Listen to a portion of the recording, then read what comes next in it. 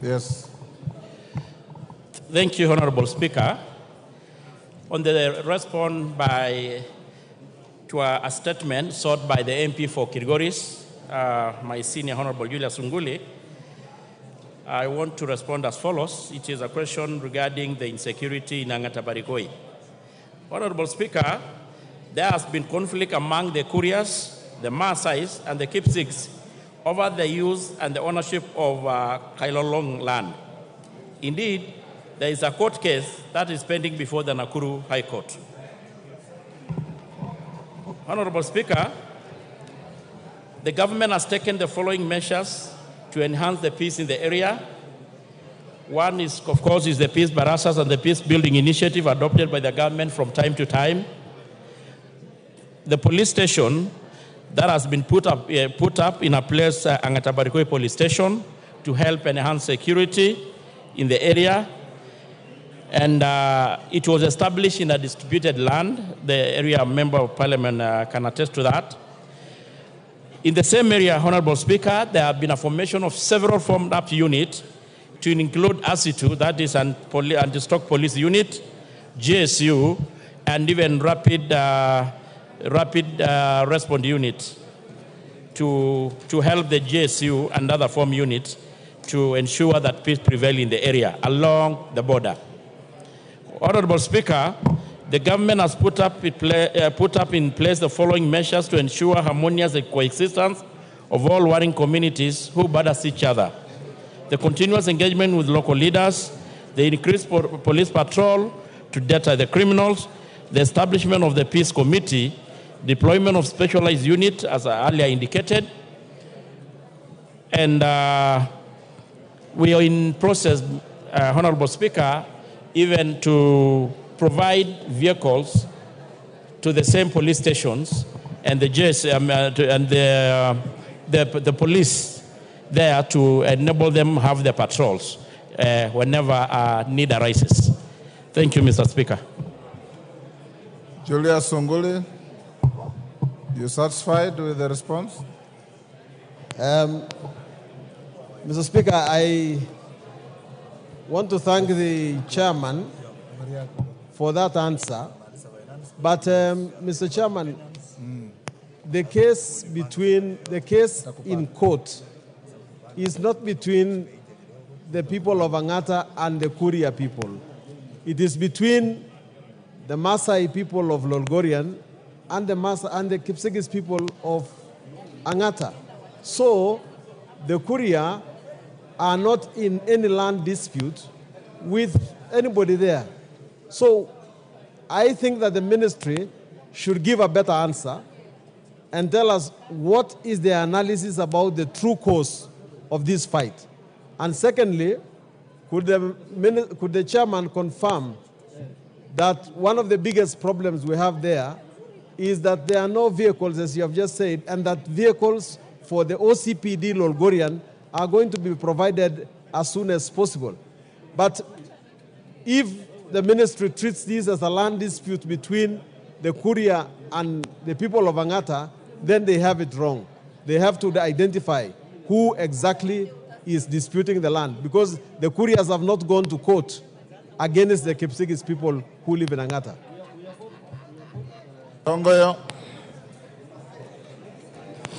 Mr. Speaker, I want to appreciate, of course, the concern of the Member of Parliament.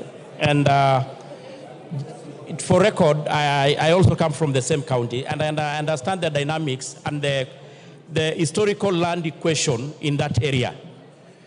And Mr. Sunguli, even previously, as when he was practicing law, he may have even probably handled some land dispute cases along the area. But I want to say, Mr. Speaker, with his help and other actually players in the area, the ministry is going to look into and go deeper, looking into the question. But Mr. Sunguli, the MP, you all know the dynamic and the question in the issue of the land in that area. Because behind the issue of the Kurias, the issue of the Kalenjin and the people in Logorian, there is even a long-standing problem between the Western issue and the Syria. And those problems are correlated in a manner. But I want to give an assurance that we are going to speed up the investigation if need be. If there are people who are behind this, the government is not going to hesitate to take action. I'd also mentioned that I know there has been a problem about mobility of our police officers to respond to distress calls. You have noted that there is a 10 billion shilling in the just read budget to look into the issue of leasing of police vehicles.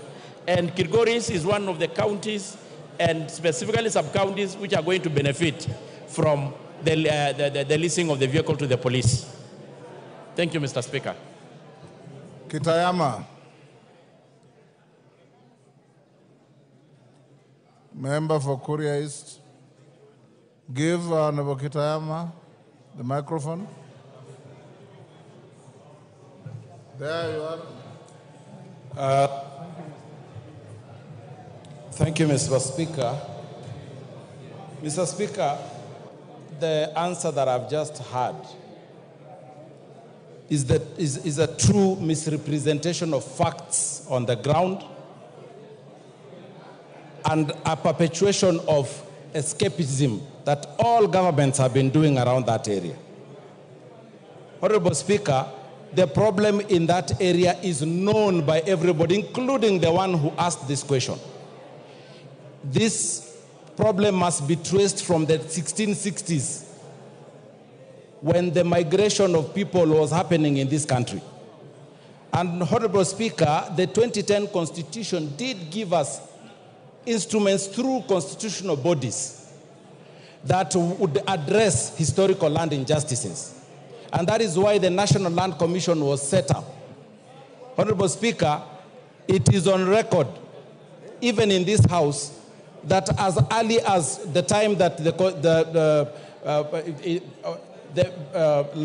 Laikipia migration was happening, back during the colonial days, that is when the resettlement that happened in Transmara-Kuria border started causing these problems that are here.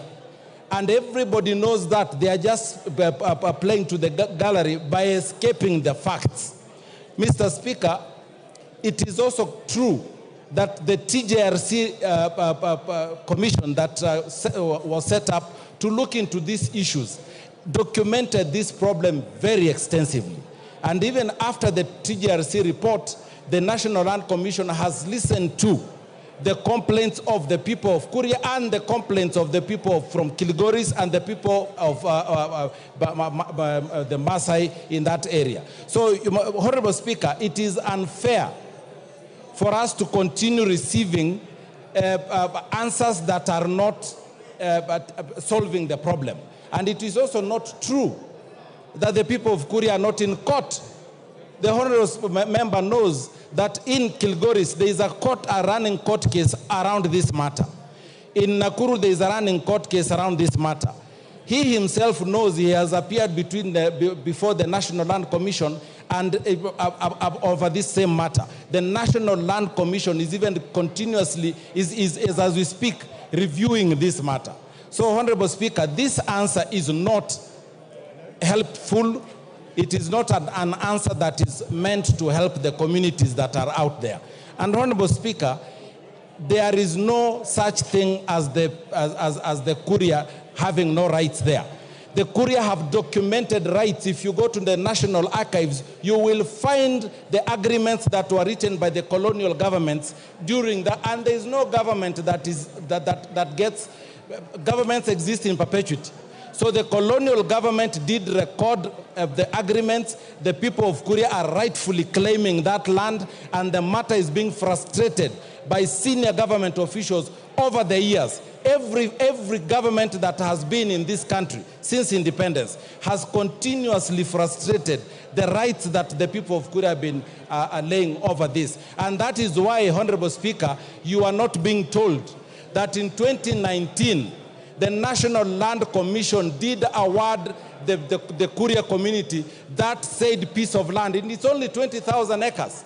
And the National Land Commission, if you go to the Kenya Gazette, it did, the Kenya Gazette, January 2019, the people of Kuria were awarded by none other than a commission of this country, a legal commission, the National Land Commission. So, Honorable Speaker, this is a scheme to keep this matter in court and continue frustrating the people of Kuria, purporting that they have no rights to live in Rift Valley. In Tanzania, the people of Kuria live in Tanzania, in Rift Valley. In other jurisdictions... You've made your point. Yes, Your Honorable Speaker, and we cannot continue having the... And Honorable Speaker, it can also be traced in 1989, when... You've made your point, Kitayama. Tongoyo, are you misleading the House? Mr. Speaker, Hold on, Tongoyo. Let's hear Sunguli first. Sunguli. Yeah, Mr. Speaker, in view of the comments by my friend, a very dear friend of mine, Honorable Kitayama, isn't it now in order that you direct the chairman to come up with a more researched answer?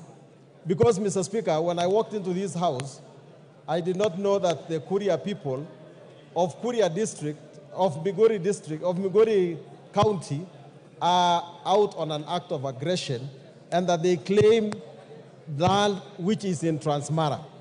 Isn't it in order for the chairman to ask the government to come up with a clear boundary between Migori County and Narok County, because we all live in our own homes, and where people are going to trace their historical rights, that we are not going to get to the bottom of the problem, and we are not going to get an answer.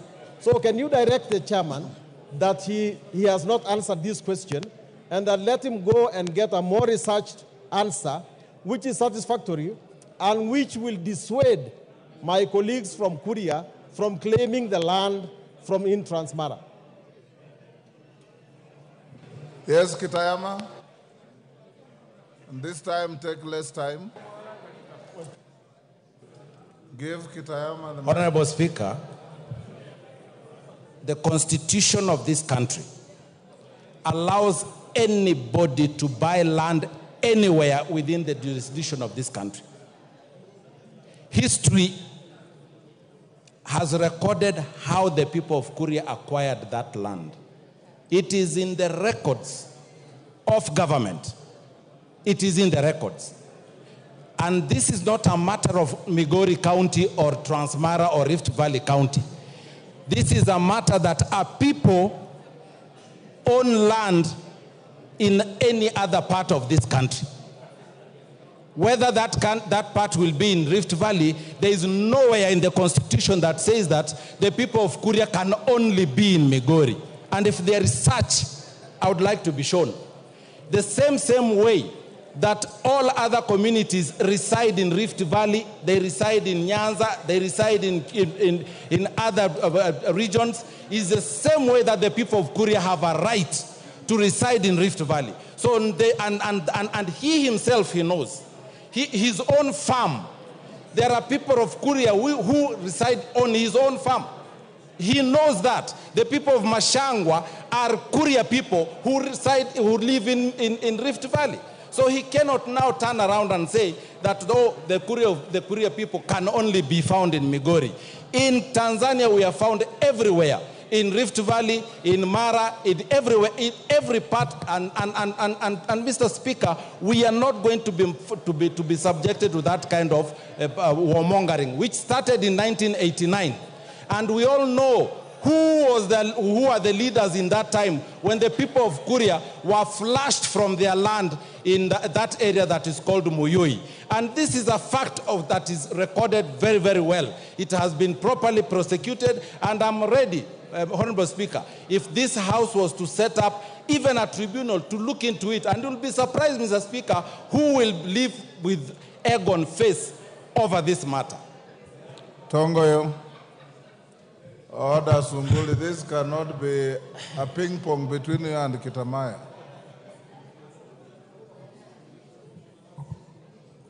Okay, Sunguli. Mr. Speaker, this is not about the Kuria who live in Transmara. The Kuria who live in Transmara live in a place called Mashangwa. They are my voters, and their rights are protected. These aggressors to Angata are people from a village called Nyanderema, who are voters of my colleague there. They live in a different county. They don't have title on any land. And I do not want to say that the Constitution says this or that. The Constitution is very clear that if you have land, then you have property over it. And a tribe does not come in. But I'm not talking about the people of Mashangwa. The people of Mashangwa have rights. They have land. We are giving them more locations. We are giving them more sub-locations. We are giving them a road, and they are very well protected. The people of Nyanderema have no rights on the land of other people. The land belongs to the people of Angata. Order. Order. Both of you are actually saying the same thing. The chairman of the committee said the land in issue as a contest between people from the Kipsigis community, the Maasai community, and the Kuria community. If you need more details, go to the committee and prosecute your case.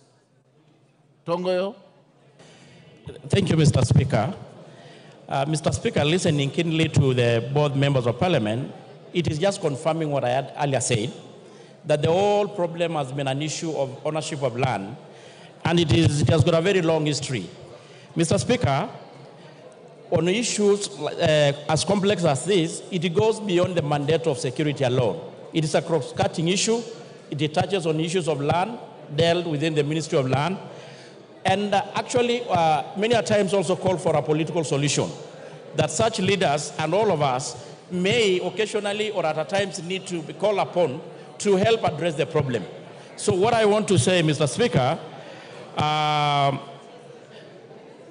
let the leadership between the Sunguli and all of us and the people concerned able to look in an amicable way to address the problem, because it goes beyond a security issue. It touches land, it touches on the issue of boundaries. There are several cases in court talking into the same. So, Mr. Speaker, maybe I will suggest that depends on you can guide, that we let the leaders able to see whether we can able to look a situation where we can able to address at a higher level, that all the players, including the Ministry of Land, the administration and political class, to sit down and look for a lasting solution into this problem. Thank you. Thank you. Yes, Honorable Wandai. You know, Honorable Speaker, I have listened keenly to the response from the very able chair of National Security Committee, my friend Honorable Tongoyo. But I am left wondering, because you know, this House, under Article 95 of the Constitution, is mandated to resolve issues that concern the people. That issue is serious from the way I am able to get to decipher. It's an issue that can potentially evolve into a problem, a bigger problem, if not addressed with the seriousness it deserves. It's an issue concerning three large communities, the Kuria, the Kipsigis, and the Maasai. Honorable Speaker, would I be in order to suggest perhaps that this issue goes beyond the committee of my friend Honorable Tongoyo, and perhaps with your guidance, we set up a mechanism, be it a committee, be it a tribunal, whatever it is, to address that conflict in an expeditious manner. Otherwise, Honorable Speaker, history might judge us very harshly as a House that we sat on a matter which could have been resolved, and yet we left it to snowball into something unmanageable. That's my take, Honorable Speaker. Thank you. Owen Bayer. Thank you very much, Honorable Speaker. Honorable Speaker, you know, I also serve as chairman of minority groups. And my advice is, through your guidance, that you set a select committee of, or an ad hoc committee of Parliament from members from this area, so that they can sit and look at an amicable solution, instead of looking at a more administrative solution, but they look at a communal, they look at a solution that is participatory, because the Constitution of Kenya also allows us to have an ADR, an alternative dispute mechanism. And that, therefore, will give the people of Kuria, the Kipsigis, the Maasai an opportunity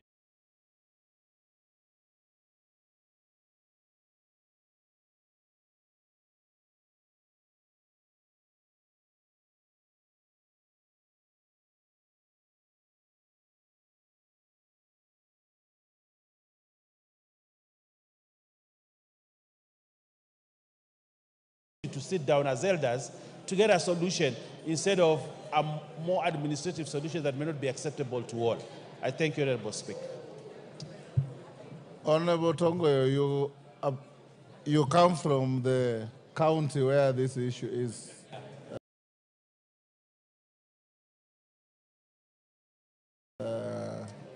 coming from. I would advise you that you have a session in your committee with the two members, and if you want to escalate the matter, you can involve the Lands Committee to see how to resolve the matter without raising passions. Minority Leader and Owen Bayer, if you want to set up a committee, you know the procedure. Next order. Order number 8, procedural motion, resolution to hold a Thursday morning sitting. Honorable Majority Leader, where is Ichungwa? Proceed. No, the leader is here. Let me come and do it to himself. Proceed. Majority Leader, move your procedural motion. Thank you, Honorable Speaker. Honorable Speaker, I beg to move that pursuant to the provision of Standing Order 33C, this House resolves to hold a morning sitting on Thursday, 20th June 2024, commencing at 9:30 a.m. for purposes of considering priority business. Honorable Speaker, this is on behalf of the House Business Committee that met this afternoon, earlier this afternoon, and the House Business Committee considered bringing this resolution and, through this procedural motion to allow members adequate time, Honorable Speaker, to debate without anticipating debate the finance bill of 2024-2025, which we expect to be tabled in the course of this sitting by the Chair of Finance. And also, Honorable Speaker, considering that many members are very interested in contributing to the debate on the finance bill, we thought it would be wise to have a morning sitting on Thursday. We will have tomorrow the whole day from 9:30 all the way up to 9 p.m. Then we also allow members Thursday morning, Honorable Speaker, as you directed during the House Business Committee earlier today, we have up to 5 p.m. on Thursday for debate of the second reading of that bill. Honorable Speaker, there is also priority business in considering the Senate amendments to the IEBC bill. Honorable Speaker, as members are aware, there are two constituencies that still have no representation in this House and are bound to have by-elections, but we cannot do that because we do not have an IEBC commission. And therefore, it's imperative that we consider the amendments that were done to that bill by the other House, consider them, and if we agree with them, then that bill can be assented into law and we kick off the process of the recruitment of new IEBC commissioners. With that, Honorable Speaker, I beg members to support and agree with the House Business Committee that we do have that Thursday morning sitting, and I wish to request the Leader of Minority, who is also a member of the House Business Committee, to second. I beg to move. Honorable Speaker, I wish to second the motion, but I want to add the following.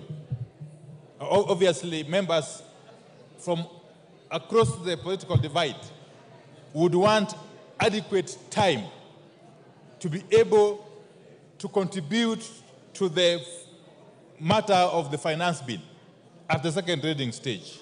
And that's why it was in the wisdom of the House Business Committee that we allocate enough sitting days.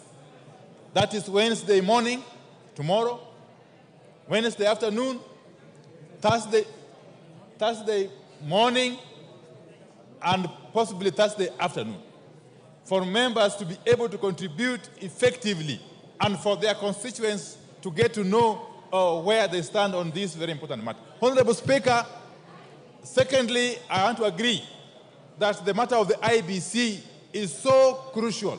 Honorable Speaker, we now have two constituencies.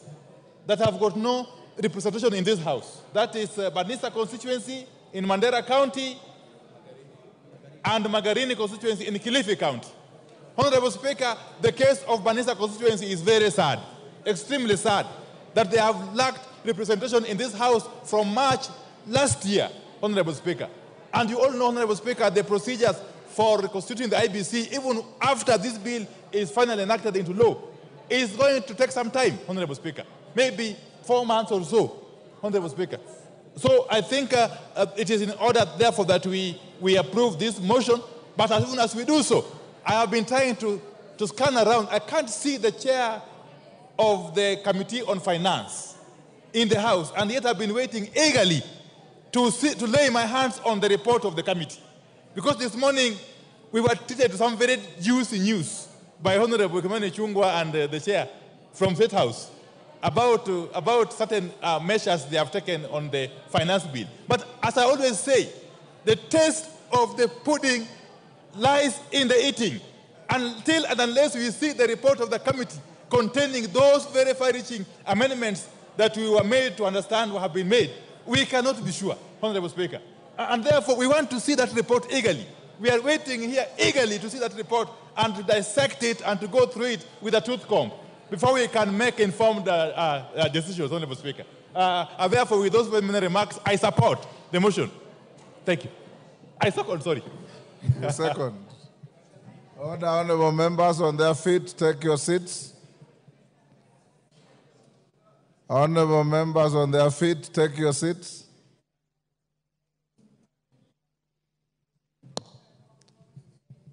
Honorable members, I now propose the question, which is that pursuant to the provisions of Standing Order 33C, this House resolves to hold a morning sitting on Thursday, 20th June 2024, commencing at 9:30 a.m. for purposes of considering priority business.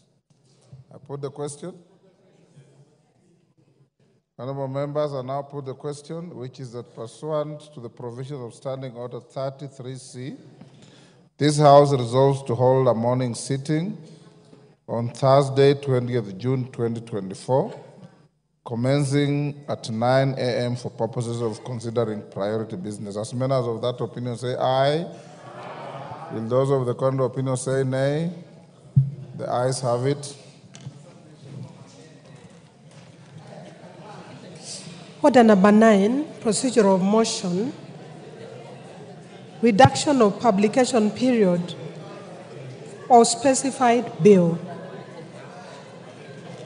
Majority, no, Chairman, Budget and Appropriations Committee. Dindi Nyoro.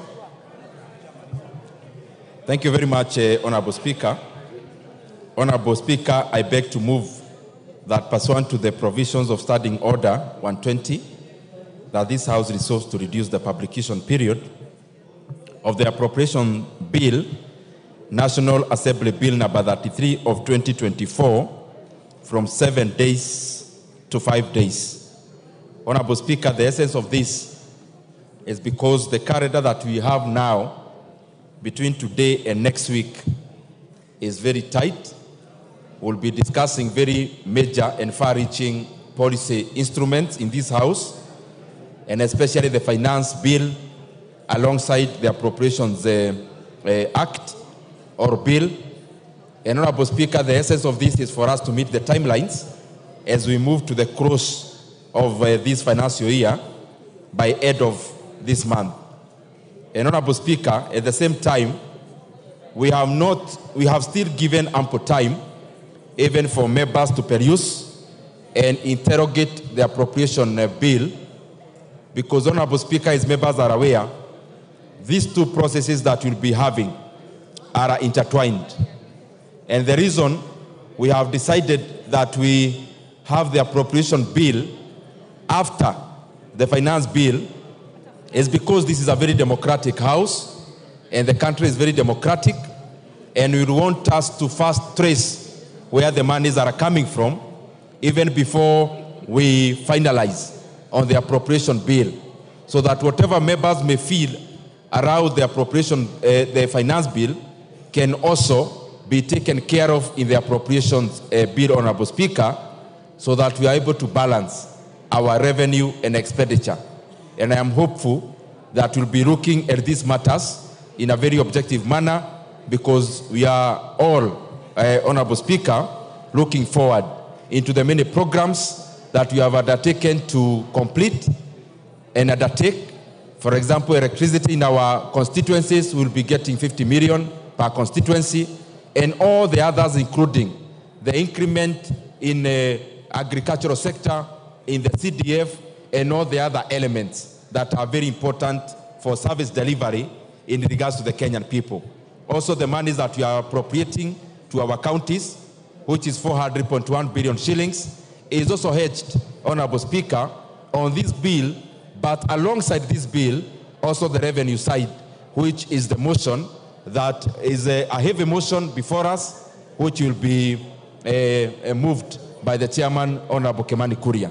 Honorable Speaker, I beg to move and request that the Honorable, the very able Didimas Barasa, the man of Kofia, to second this motion. Didimas. Thank you, Mr. Speaker. I rise to second this motion, and just like the chair has explained, it's very, in very good term, very clear terms, Honorable Speaker. We have a lot that this House is going to process, and most importantly, we must meet the timeline, considering that we are coming to the end of this financial year.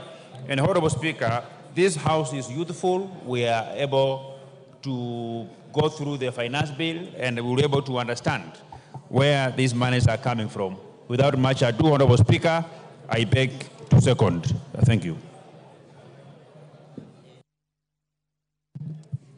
Thank you, Honorable Didimas. Order, Honorable Commissioner Makau. Order. Commissioner Makau, freeze or take the nearest seat. Honorable members, I now propose the question, which is that pursuant to the provisions of Standing Order 120, this House resolves to reduce the publication period of the Appropriation Bill, National Assembly Bill number 33 of 2024, from 7 days to 5 days. We put the question? Yes, Kajwang? Mr. Speaker, I see no merit in reducing the dates or the days that we have in this bill. The number of days we are talking about, this bill is already published, but it is 5 days old. In fact, if we then reduce it, then it becomes ripe, which in number 10, you then can see it can be put before the House to be read a first time. So actually, mathematically, what we are talking about is 2 days.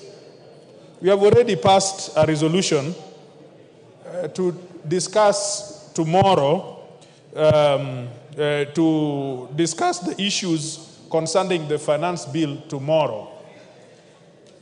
And Honorable Speaker, the majority leader just let us know from the House business you have directed that this can go between tomorrow up to Thursday. So actually, we then can properly examine this bill if it were to be, if it were to take the 7 days on Tuesday next week, quite properly. It would have taken 7 days in the normal manner of things, and we would then begin debate on it on Wednesday, on Tuesday. Now, Mr. Speaker, for us to accept this, a person moving the bill or the person seconding must give us reasons. The only reason I have had is that we are going to discuss very important bills. But there is nothing which takes away, because the 7 days is for the common person to interact with the bill, as well as the member representing that person to interact with this bill. And so, if there is no reason other than the fact that we are going to discuss some very important issues in the course of today and tomorrow, the chair of budget has not given us a very good reason for which we have to extend these dates. I submit. Honorable Kajwang, you are a member of House Business Committee, aren't you? And you know that allocating the finance bill, the number of days that we did, does not mean it will consume all the days. In case it ends early, then this motion becomes relevant, but it's entirely up to the House. Can I put the question now? I now put the question, which is that pursuant the provisions of Standing Order 120, this House resolves to reduce the publication period of the Appropriation Bill, National Assembly Bill number 33 of 2024, from 7 days to 5 days. As members of that opinion say aye. Aye. Will those of the contrary opinion say nay? No. Then the ayes have it. Honorable members, you're calling the next order? Honorable members, as we go to the next order, it is expected that the chairman of the Finance Committee, member for Molo, will be tabling his report or his committee report this afternoon. I have not seen it yet. I have to approve it to be tabled, so when I recess, I'll have to perform that function. Once that is done, the report will be available at the table office. I encourage each and every honorable member to get the report either from the table office physically or on the parliamentary web. Read through it properly. Upon doing so, we have allocated time as follows. Tomorrow morning from 9:30, the finance bill will be moved by the committee chairman. It will be open to debate the whole of tomorrow morning. Tomorrow afternoon, you have just approved a sitting for Thursday morning. And remember that tomorrow you will sit up to 9:30 or 9 in the night. On Thursday morning, we'll again sit on the finance bill, and House Business Committee has directed that we will then vote on that bill on Thursday afternoon. Committee of the Whole on the same bill will come on Tuesday afternoon.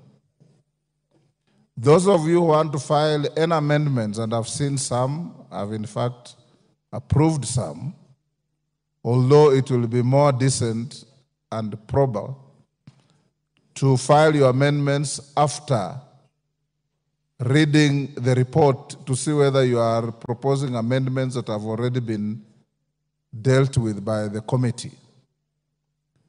I have directed the clerk that the closure for submitting amendments will be on Thursday at 1 p.m. So those of you who want to file any amendments upon reading the report and the bill, ensure that you file your amendments at or before Thursday 1 p.m. Thereafter, you'll be time barred, and don't say you are not given proper direction. I hope that when the bill is debated from tomorrow, you will debate from an informed position on the content of the bill, the content of the report, and what you desire the bill to be. Thank you. Next order. Order number 10, the Appropriation Bill, National Assembly Bill number 33 of 2024, first reading. A bill for an act of parliament to authorize the issuance of a sum of money out of the consolidated fund and its application towards the service of the year ending on 30th June 2025 and to appropriate that sum and a sum voted on account by the National Assembly for certain public services and purposes. Next order. Order number 11, the County Government's Additional Allocations Bill, Senate Bill number 19 of 2024, first reading. A bill for an act of parliament to provide for the additional allocations to county governments for the year 2024-2025, for the 2024-2025 financial year, the responsibilities of the national government and county governments pursuant to such allocation and for connected purposes.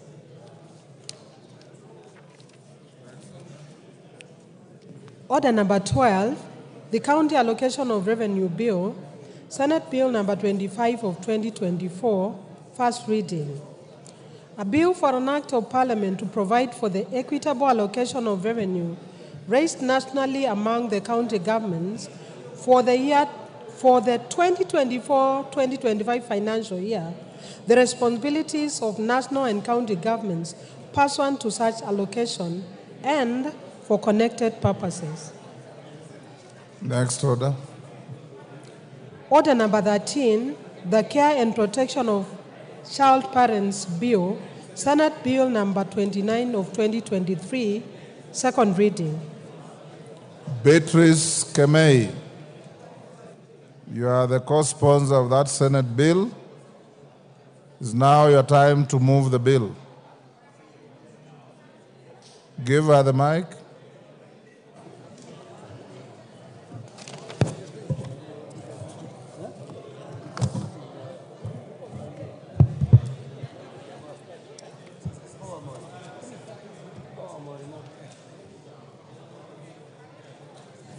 A functioning mic, there you are. Thank you.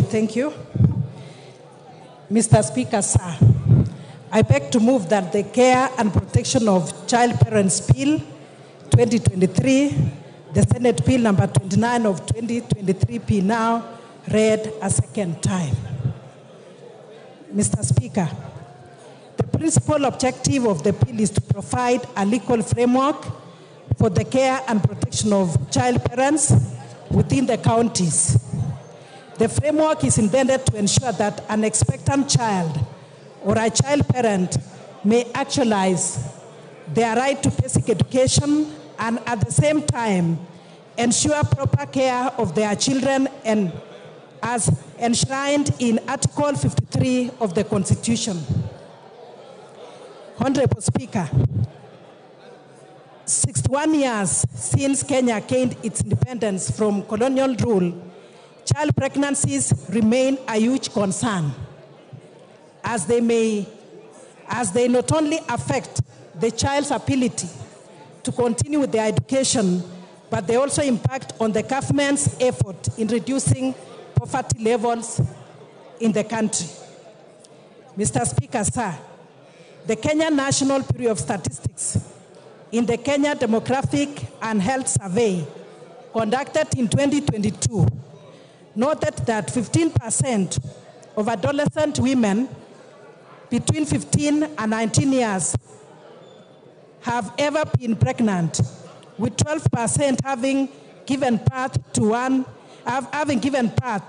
1% experiencing pregnancy loss, and 3% being pregnant with their first child.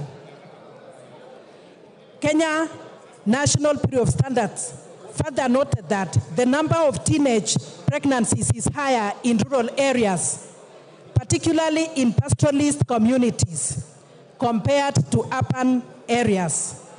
It further noted that teen pregnancies decline as the level of education rises, and further that it also declines as the level of household wealth increases. Mr. Speaker, sir, the Constitution of Kenya 2010, in Article 53(1), Part B, C, and D, provides for the right of a child to free and compulsory basic education, the right to basic nutrition, shelter, and health care, and the right to protection and